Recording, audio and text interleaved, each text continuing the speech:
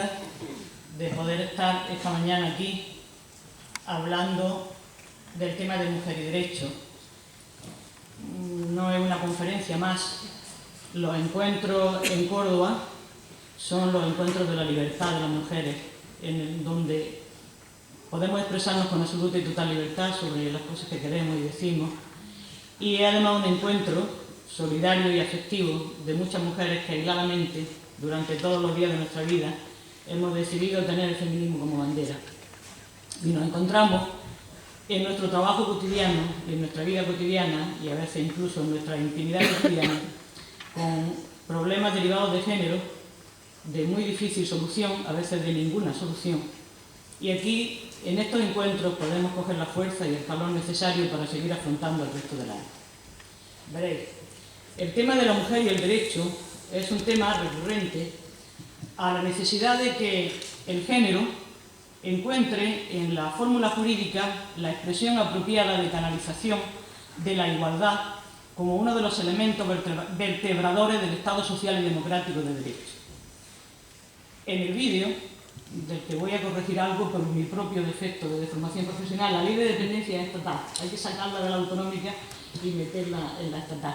Bien cierto es que la ley de dependencia tiene también el nombre de Micaela y que ella era consejera. No te pongas así porque estas cosas que decimos. Hay que sacarla, pero es verdad que fue Micaela en su época, en su etapa de secretaria federal de la mujer, la que pergeñó un cuadro importante de formulaciones jurídicas, entre los cuales estaba el desarrollo de la dependencia, porque es una ley de género, aunque se llame ley de la dependencia, estaba llamada a desarrollarla un núcleo importante de mujeres que encontraría, en la ley de dependencia digo encontraría porque está totalmente paralizada financieramente, encontraría la posibilidad de poder realizarse como persona al tiempo que era cuidadora, puesto que era cuidadora de facto, lo que se hacía era reconocerle jurídicamente un poco esa situación. Creo que ahora ni siquiera cotizan ya las personas que prestan ese servicio, lo que me da pie a enlazar, pero antes quería hacer hincapié en el tema de la ley 12 y la ley 13 de 2006 de Andalucía, que también tienen el nombre de Micaela. Las cosas son así, hay que hacer justicia, porque va viniendo gente joven a estos encuentros y tiene que saber cómo se genera y cómo se gesta en cada una de las mujeres del Partido Socialista, en este caso, su lucha por la igualdad, que no en todos los casos es igual, y con esto no estoy queriendo despreciar a nadie, pero sí estoy queriendo connotar lo que verdaderamente es.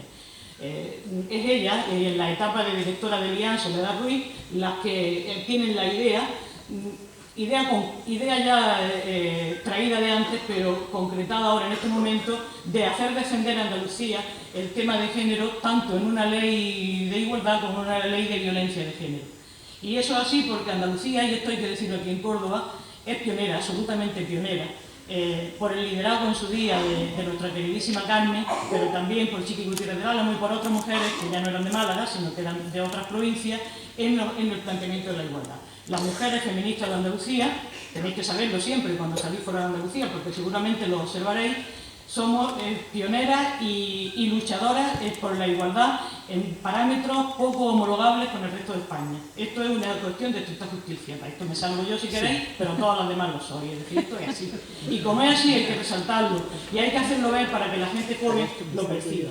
Pues probablemente porque fue Ana Orante a la que mataron en Granada y no fue otra persona, es por lo que se generó esa necesidad, junto con otras necesidades que en el Partido Socialista se fueron canalizando a través de lo que se llamaba la doble militancia. Bien, hecho este curso que no tiene más objeto que introducido, os digo que al hilo del vídeo hemos podido observar con toda claridad la reversibilidad de los derechos de las mujeres. La reversibilidad de los derechos quiere decir que nunca hay nada conseguido, que el derecho como instrumento idóneo de canalización de los conflictos en el tema de la mujer quiebra también. Toda la sociedad quiebra en el género, porque somos marginales aunque no queramos, y porque aunque muchas veces pensemos que estamos muy cerca de conseguir las cosas, la verdad es que no lo estamos. Y porque tenemos que hacer un replanteamiento importantísimo, yo creo, y esa era mi propuesta esta mañana, en cuanto a la idea de la lucha feminista por la igualdad. Yo comprendo que hay que ser generoso o generosa, y comprendo que hay que entender la igualdad desde un voluntarismo. Pero veréis, si el movimiento feminista sigue instalado en el voluntarismo, nunca vamos a llegar a nada. Es más, seguiremos perdiendo. Es más, estamos perdiendo muchísimo. Estamos en un momento de máxima reversibilidad de nuestros derechos. Podríamos llegar hasta perder la ley orgánica de violencia de género. Es que así. Y para poder avanzar en esto hace falta una mentalidad colectiva y hace falta una exigencia. Yo sé que es muy propio de las mujeres decir, si no sale de él, pues que no me lleve. Es verdad, pero esto es un tema educacional y yo creo que tenemos que superarlo. Nosotros tenemos que exigir a las mujeres por las que estamos luchando para que estén en puestos políticos importantes o en puestos sociales importantes o en instituciones importantes, el movimiento feminista le tiene que exigir rendimiento. Yo siento decirlo con esta crudeza y posiblemente no estoy de acuerdo, pero si no se hace así, no vamos a avanzar. ¿Para qué hicimos las cuotas? Hace ya 10 años tenemos que revisar las cuotas. ¿Nos ha servido para mucho, para poco? ¿Ha sido definitivo? ¿Ha tenido un efecto regular? ¿Ha servido muchas veces para que en muchas candidaturas de algunos pueblos de España entren primas, cuñadas y amantes de un alcalde? ¿Ha servido? No lo sé, pero hay que hacer una valoración de impacto de todas las medidas que se están tomando. No vale decir nosotros como movimiento feminista apoyamos a unas mujeres hasta donde las tengamos que apoyar, pero luego no le vamos a exigir nada si no sale de ella. Ya sé que estoy haciendo esto un poco grosero y que no responde a las intervenciones anteriores, pero es que yo traía esta mentalidad en mi intervención y por lo tanto pido disculpas a las compañeras que en ningún momento se sientan aludidas. Yo estoy defendiendo aquí una posición que considero de urgencia. El movimiento feminista tiene que replantearse teóricamente. ¿Por qué? Pues veréis, porque la manera de que nosotras como movimiento feminista nos veamos reflejadas en la sociedad es cuando las personas que están arriba y lideran posiciones sociales importantes nos ratifiquen a nosotras, no huyan de nosotras, no protesten de nosotras, no renuncien de nosotras cuando han salido muchas veces con nuestro esfuerzo. Es lo único. Claro.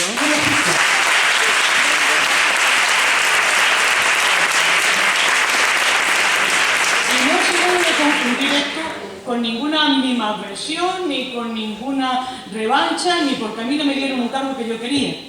No, es sencillamente darle la cohesión necesaria al movimiento feminista para que sepa lo que se tiene que afrontar en los próximos años. Porque si no, los derechos de las mujeres no van a ser ya derechos, van a ser perfectamente reversibles. Ya no está siendo el aborto. Cuando por fin conseguimos en el año 2010 los derechos sexuales y reproductivos de las mujeres, que no el aborto, que eran los derechos sexuales y reproductivos, y que era el derecho al propio cuerpo, lo que allí se estaba reivindicando, que estaba en consonancia con todos los movimientos europeos y mundiales en relación con el cuerpo de la mujer. Ahora viene un cretino y dice que tiene que volver a la situación del año 85 y lo justifica además en base al Tribunal Constitucional y apela a la institución. Yo quiero que en este momento nosotros tomemos conciencia de que lo que aquí está ocurriendo con la connivencia de muchos hombres que coadyuvan a ese patriarcado de manera más o menos consciente desde filas de la izquierda también. Y esto hay que decirlo así, que a muchos hombres de izquierda el feminismo le ha venido dado como algo inevitable, a veces como pose estética.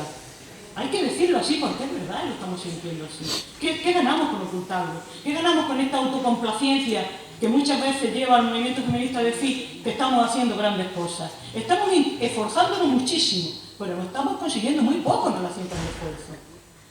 Cuando se hizo la ley de violencia de género y la ley de igualdad, llamada ley Murillo, porque aquí sí que también hay nombre y apellido, y fue Soledad Murillo la artífice importante de esta ley, las mujeres socialistas, digo socialistas por reconducir el término ahora a quien estaba gobernando, pero no quiero con esto ser excluyente del resto de las mujeres, por supuesto, entendíamos que estábamos haciendo algo definitivo ya para la mujer. En el mismo momento en el que un hombre no pueda dejar de contratar a una mujer embarazada, hemos solucionado el problema de la maternidad. Qué ilusión. Pero sí que no la va a contratar nunca. Si no es que la va a despedir, sí que no la va a contratar. Es que lo primero que va a ver va a ser la edad de la mujer, lo primero que le va a preguntar si le gusta tener hijos, o si tiene alguno, o si tiene la madre con quien dejarlo.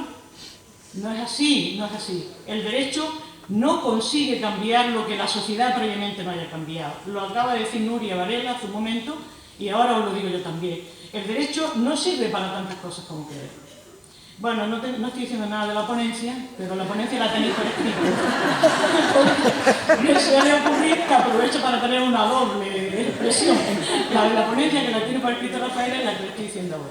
Pero sí voy a poner algunos ejemplos de la manera en cómo el derecho patina peligrosamente cuando se trata de una cuestión de género.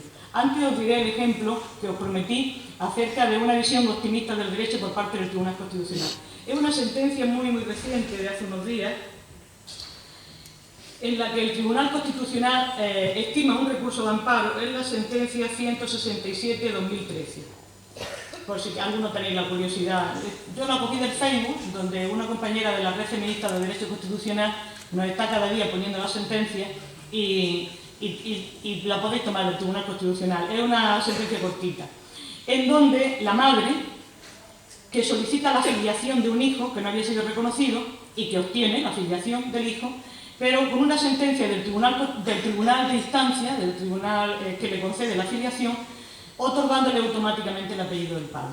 Sabéis que algo de lo que se hizo en la primera legislatura de Zapatero fue cambiar el reglamento del registro civil para que se pudiera alternativamente tener el apellido del padre y de la madre y dar así cumplimiento al artículo 14 de la Constitución. Pues bien, el juez atribuye directamente el apellido del padre. Y la madre, que además ella ha sido objeto de malos tratos, es decir, de violencia de género, acude al Tribunal Constitucional diciendo que su hijo no puede tener ahora un apellido diferente, permitiéndole la legislación seguir detentando el apellido de la madre, porque le produce una crisis de identidad importante y daña además el derecho de imagen del niño. ¿Estáis entendiendo, aunque sea un poco técnico? Bueno, pues el Tribunal Constitucional, en uno de estos alardes de izquierdismo que tiene de vez en cuando, estima el amparo y dice, ciertamente, habiendo sido además objeto de maltrato esa mujer, no cabe imponerle al hijo la obligación de que lleve el apellido del padre, sobre todo cuando el reglamento establece esa posibilidad.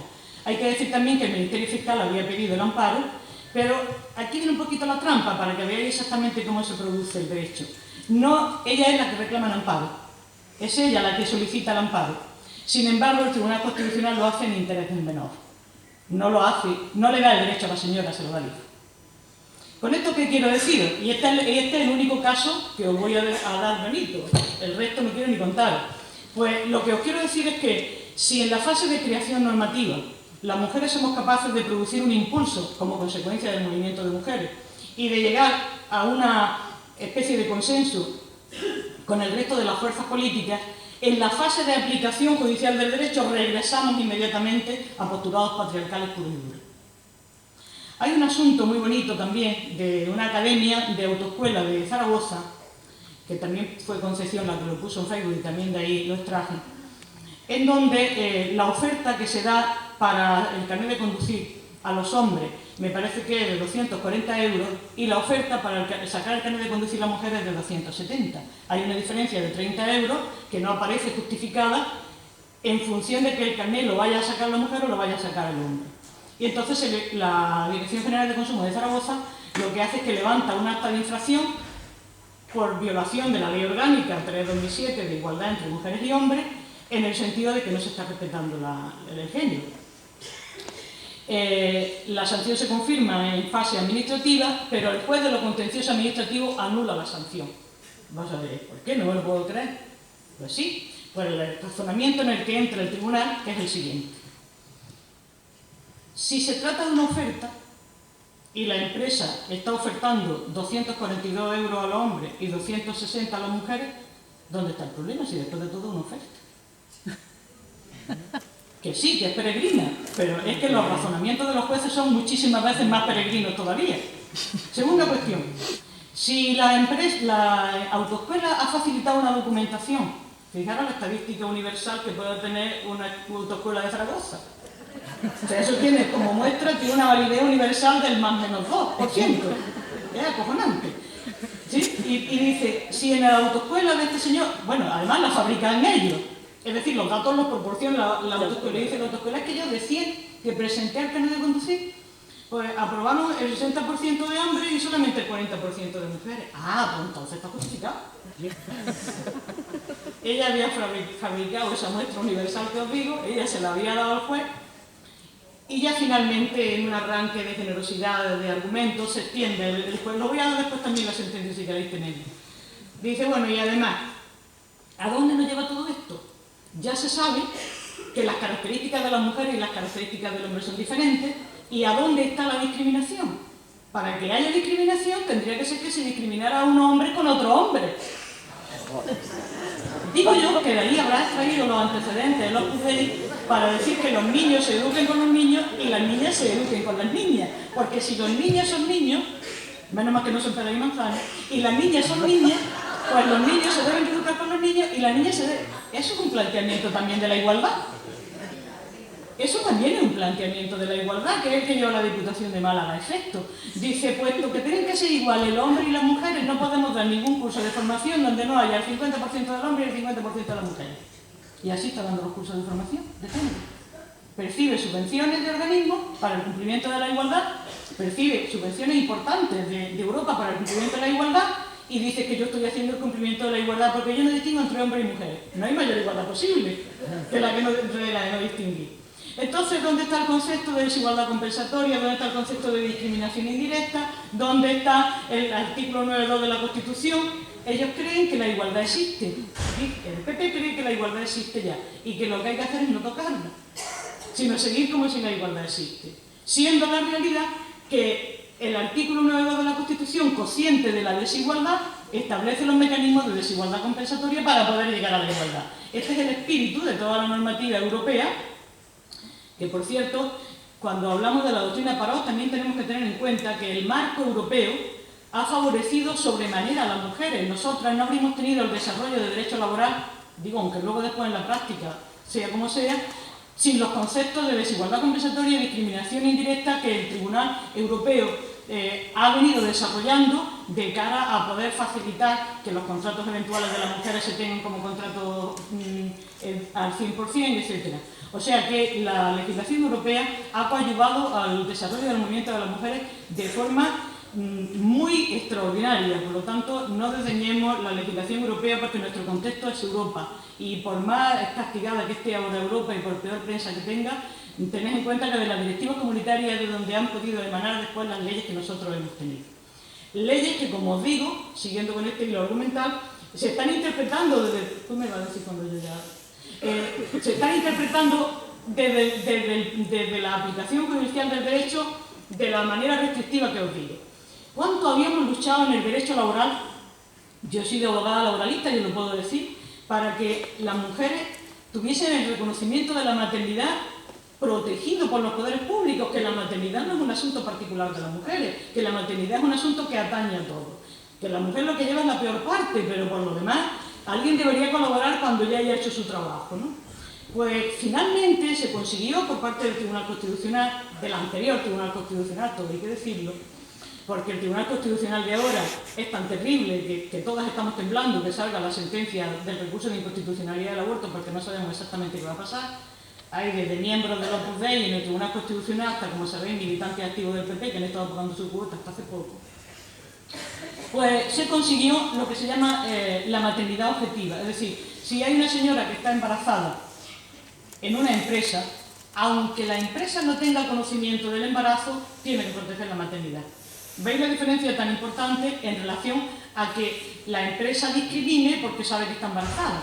Es una diferencia importantísima en la práctica y quienes os dediquéis al derecho o quienes hayáis trabajado en una empresa, creo que podéis comprenderlo perfectamente. En el primer caso, la empresa hasta los 4 o 5 meses, luego ya a los 7 meses es muy difícil decir que no se ha enterado, pero hasta los 4 o 5 meses puede despedir a 2 o 3 personas, entre ellas escuela a la embarazada, y dice yo no tenía conocimiento. Pues para reforzar aún más el derecho a la maternidad, el Tribunal Constitucional dice, mire, me da igual, Europa está protegiendo la maternidad, yo la tengo que proteger, ustedes no pueden despedir si esta señora está embarazada, aunque no lo sepa. Y se siente una jurisprudencia clarísima del Tribunal Constitucional a este respecto. Pero despiden a una señora en periodo de prueba. Y dice la empresa que no lo sabe. Y el Tribunal Constitucional, ya como es el de ahora, os digo el número de la sentencia también, recula inmediatamente y dice, periodo de prueba... Periodo de prueba no habíamos hablado. Claro, habíamos hablado de despido, pero el periodo de prueba nosotros no hemos dicho nada. Periodo de prueba no es igual que despido. Y entonces, contra el número de la sentencia para decirla por aquí, y entonces limita el derecho al despido, el derecho objetivo, es decir, la exigencia de conocimiento de la empresa, la sentencia...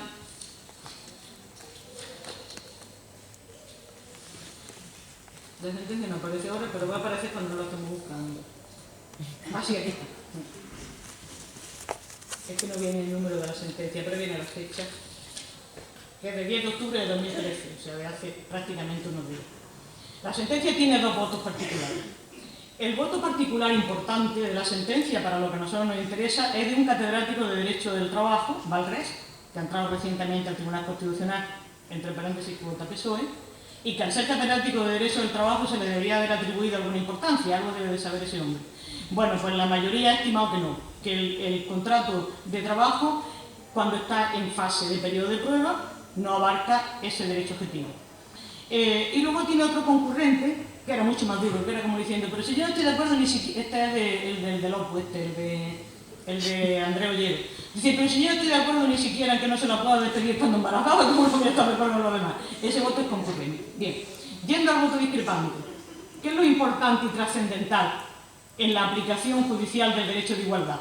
Primero, lo que en la doctrina general del derecho se denomina una teoría expansiva de los derechos fundamentales. Cuando hay duda respecto a la aplicación de un derecho fundamental, por ejemplo, presunción de inocencia, que atañe a hombre, por ejemplo, derecho al honor, la fuerza expansiva del derecho hace que ante otros derechos fundamentales ceda ante otros derechos fundamentales, es decir, que se le otorga especial protección al derecho a la maternidad sobre un derecho más o menos genérico, que sería el derecho al trabajo, o sobre el derecho del propio empresario a configurar la relación de trabajo de la empresa. ¿Se entiende? O sea, habría que darle una mayor importancia a la maternidad si estamos entendiendo que la igualdad es un derecho fundamental de aplicación directa, etc.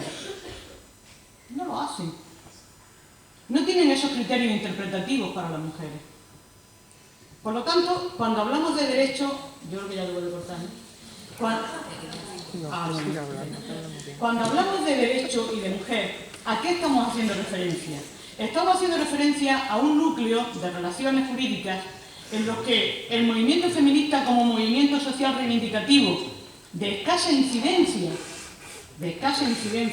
en la sociedad, de rechazo muchas veces social, está paradójicamente, sin embargo, porque es curioso que la contradicción en la que se está moviendo el movimiento feminista actualmente, que es la de que, siendo una ideología de rechazo social en general, siendo una ideología que supuestamente está intentando trastocar, que no modificar pautas de conducta, es decir, que está siendo distorsionante sobre el sistema, sin embargo, la verdad es que, bien por una serie de implicaciones con los partidos políticos, sea o no por motivación electoralista, eso es intrascendente, ha conseguido modificar el cuadro legislativo, también por influencia, como decía, del derecho europeo, modificar el cuadro legislativo hasta el punto y hasta el momento de que se podría decir hoy que el cuadro legislativo de igualdad está agotado, tanto en el marco de la Administración Central como en el marco de la Administración Autonómica. No hay ninguna norma más que hacer. Las normas de género tienen un grosor así, en términos de páginas, desde el momento en el que no hay prácticamente nada que esté ya sustraído a la capacidad de legislación de género. Pero, paradójicamente, el grado de cumplimiento de esas normas es prácticamente nulo. Y cuando digo prácticamente nulo, es porque es prácticamente nulo. He hecho referencia a juzgados ordinarios en algunas sentencias, he hecho referencia a sentencias del Tribunal Constitucional en otros casos, y he hecho referencia a la forma sui generis de razonamiento que tienen algunos jueces en la aplicación judicial del derecho.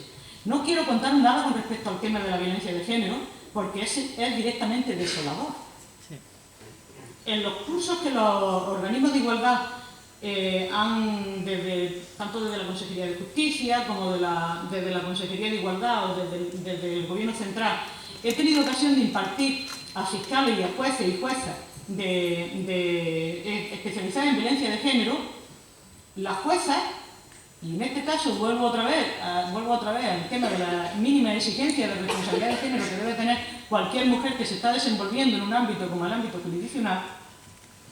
Cuando tú llegas y le hablas de la transversalidad de género, del enfoque de género y de la perspectiva de género que exige la Ley Orgánica 1/2004, ellas te dicen, mire, yo lo tengo muy fácil.